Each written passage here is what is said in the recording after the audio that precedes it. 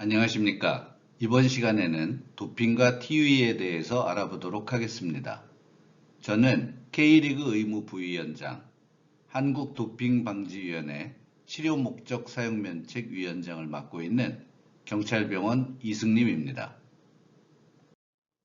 이번 시간에는 도핑에 대한 전반적 이해로부터 특히 2022년도에 변경된 사항을 중심으로 금지 약물에 대해 살펴보고 치료 목적 사용 면책에 대한 설명을 드리도록 하겠습니다. 도핑은 경기력 향상이 가능하고 건강에 해를 끼치는 스포츠 정신에 위배되는 경우 리스트에 추가될 수 있고 금지 목록은 매년 재검토되어 다음해 1월 1일부터 적용하게 됩니다. K리그는 경기 기간을 시합 전 자정으로부터 시합이 끝나고 시료 채취가 끝나는 시점까지로 정의하고 그 외에는 경기 기간 외가 됩니다. 사전 미통지 검사가 원칙이고 미리 검사를 해보는 것도 금지됩니다.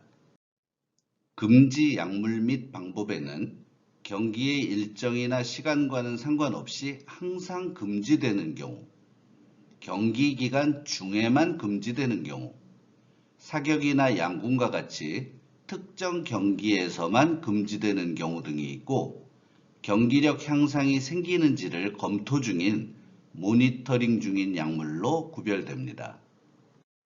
항상 금지되는 약물은 각국의 보건기관으로부터 승인되지 않은 약물, 남성 호르몬을 포함하는 동화작용제, 성장 호르몬 등의 펩티드 호르몬, 기관지 확장 작용이 있는 베타2 작용제, 호르몬 대사 작용제와 이뇨제 및 혈장량을 늘리는 은폐제 등이 포함됩니다. 항상 금지되는 방법은 인위적으로 산소 운반 능력을 향상시키는 혈액 조작과 화학적 물리적 조작이 금지되고 특히 12시간 내 100ml 이상의 정맥내 투여가 금지됩니다. 유전자에 대한 조작도 금지됩니다. 경기 기간 중에 금지되는 약물 및 방법에는 앞서 설명드린 항상 금지되는 약물 및 방법을 포함하여 흥분제, 마약류, 마리화나 같은 카나비노이드, 그리고 우리가 일반적으로 스테로이드 제제라고 명명하는 글루코코르티코이드 제제가 금지가 됩니다. 이 글루코코르티코이드는 이전에는 투여 방법에 따라 정맥내 주사, 근육내 주사, 경구 투여, 직장 내 투여만 금지되었다가 내년부터는 모든 형태의 경기 기간 내 주사 방법이 금지됩니다. 좀 더 자세히 살펴보면 모든 주사 방법과 입안의 점막을 통해서 투여되는 형태도 금지됩니다. 다른 방법, 예를 들어 흡입, 국소 도포, 치과적 치료, 비강내, 안과적 혹은 항문주의 도포 등의 경우에는 치료 적응증에 대해 제시된 용량을 사용하는 경우에는 제한되지 않습니다.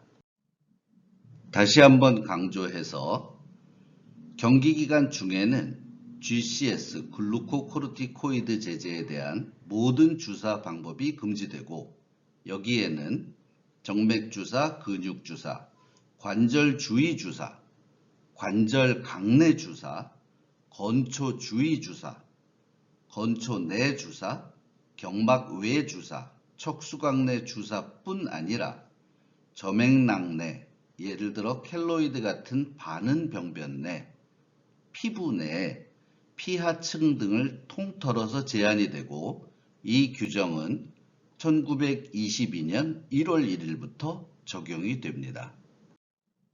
다시 강조하여 말씀드리지만 선수들에게 이러한 방법으로의 글루코코르티코이드 제제의 투여가 궁극적으로는 경기력 향상에 영향을 주고 건강에 위해가 될 수 있다는 결론이 도출된 결과입니다. 그래서 세계 도핑 방지 기구인 와다에서는 이러한 배경에 대해 구체적으로 설명을 올려놓았습니다. 그런데 글루코코르티코이드는 경기기간 중금지 약물이므로 경기기간 외에는 사용이 가능합니다. 다만 경기기간 외에 사용이 가능한 약물의 경우에도 경기기간 중에 검출이 되면 양성으로 판정될 수 있기 때문에 워시아웃 기간이 제시되어 있습니다. 즉 종류에 따라 체내에서 배출되는 기간이 제시되어 경기 시간이 충분한 경우에는 경기 기간 외의 사용이 가능하겠지만 만약에 이 기간 내에 사용하게 되는 경우가 발생되면 그때는 치료 목적 사용 면책, 즉 TUE를 제출해야 한다고 이해하시면 되겠습니다. 도핑 위반은 엄격하게 적용되고 있습니다. 치료 목적 사용 면책에 대하여 말씀드리겠습니다. 치료 목적 사용 면책 TUE는 질병 치료를 위해서는 금지된 약물이나 방법의 경우에도 승인을 받고 사용할 수 있는 제도입니다. 선수의 치료를 받을 수 있는 권리를 보호하고 승인을 받은 선수는 약물을 사용하면서 경기에 참여할 수 있습니다. TUE는 언제든지 신청할 수 있으나 승인을 받지 않고 사용하면 안 되고 승인이 되지 않은 상태에서 검사를 시행한 경우에는 규정 위반에 해당하게 됩니다. TUE는 제출만으로 승인이 되는 것이 아니고 승인 기준을 모두 만족하여야 하며 내용상으로는 다음과 같습니다. 선수가 심각한 건강상의 손상이 예상되어야 하고 이의 사용으로 인한 추가적인 경기력 향상이 없어야 합니다.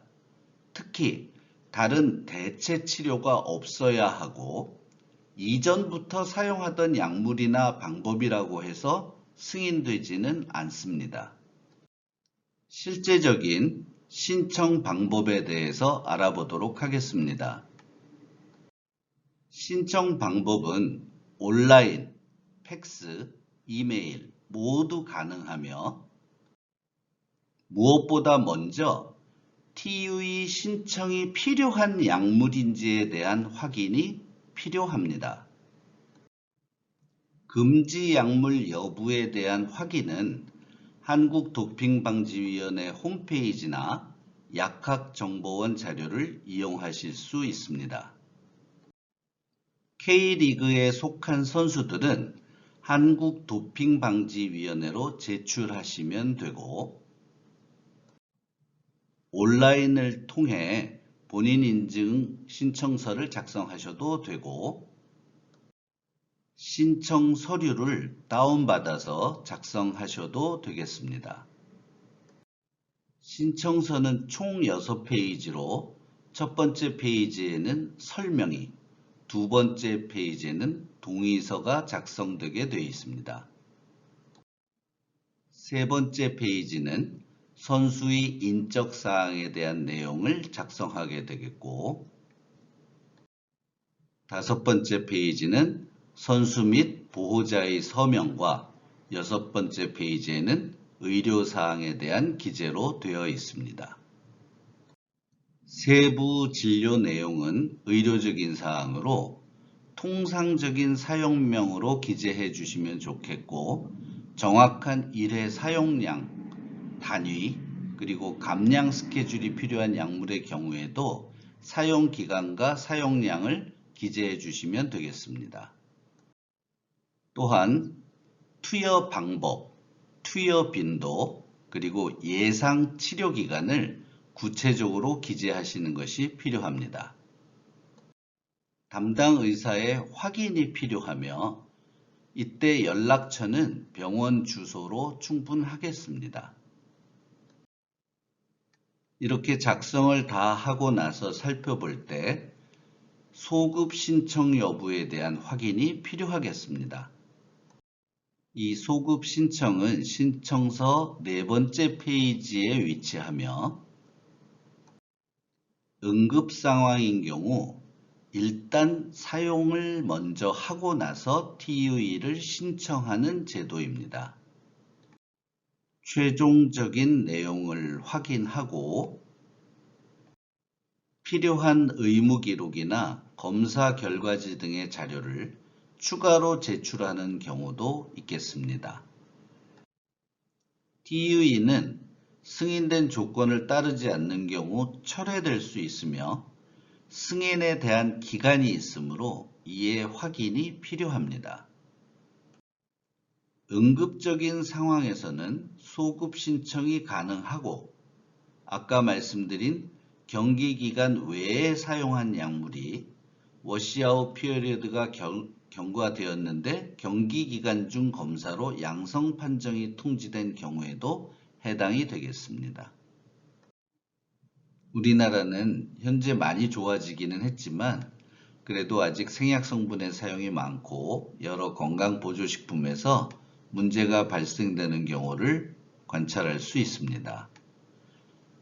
금지 약물이 아닌 많은 약물이 사용이 가능함에도 이에 대한 인식이 부족한 경우들이 있고 응급실을 방문한다고 해서 전부 의학적 응급 상황으로 간주되지는 않기 때문에 이러한 판단에 대한 논란이 간혹 야기될 수 있음을 인지하시는 것이 좋겠습니다. 경청해 주셔서 감사합니다.